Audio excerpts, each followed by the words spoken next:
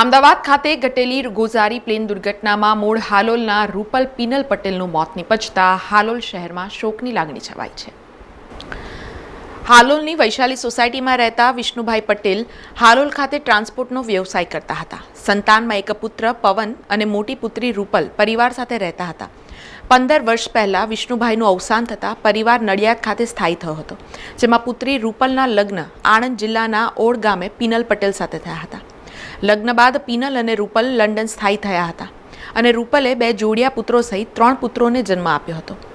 રૂપલ મહિના અગાઉ મેડિકલ સારવાર માટે ભારત આવી હતી અને લંડન પરત ફરવાની હોય રૂપલને તેનો ભાઈ પવન ઉર્ફે પિન્ટુ અમદાવાદ એરપોર્ટ ખાતે મૂકવા ગયો હતો। પવન બહેન રૂપલને એરપોર્ટમાં મૂકીને નડિયાદ ખાતે ઘરે આવી જમવા બેઠો હતો। દરમિયાન લંડન જતી ફ્લાઇટ ક્રેશ થતાં તે તાબડતોડ અમદાવાદ સિવિલ હોસ્પિટલ ખાતે પહોંચ્યો હતો, જ્યાં પ્લેનમાં સવાર તમામ મુસાફરોના મોત થયાની જાણકારી મળતા પવન આઘાતમાં સરી ગયો હતો અને પ્લેન દુર્ઘટનામાં રૂપલ પટેલનું પણ મોત નિપજ્યું હોવાની જાણ સોસાયટીના રહીશોને થતાં રૂપલ પટેલના બંધ મકાન પાસે સોસાયટીના પરિવારો મોટી સંખ્યામાં ભેગા થયા હતા અને દુઃખદ ઘટના અંગે શોક વ્યક્ત કર્યો હતો। રૂપલનું પ્લેન દુર્ઘટનામાં મોત થયાની ખબર લંડન ખાતે પતિ પીનલ પટેલને થતાં પીનલ લંડનથી અમદાવાદ ખાતે આવવા નીકળી ગયો હોવાનું જાણવા મળ્યું છે।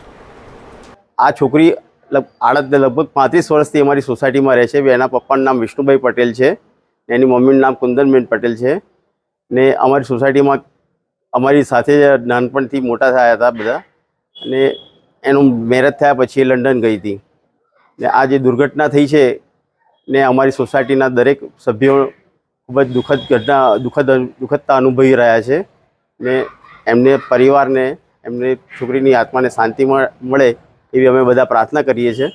સમાચારોના સતત અપડેટ માટે TNN ન્યૂઝને YouTube પર સબસ્ક્રાઇબ કરી બેલ આઇકોન પ્રેસ કરો અને અમારી સાથે જોડાયેલા રહો Facebook, Instagram અને Twitter ઉપર।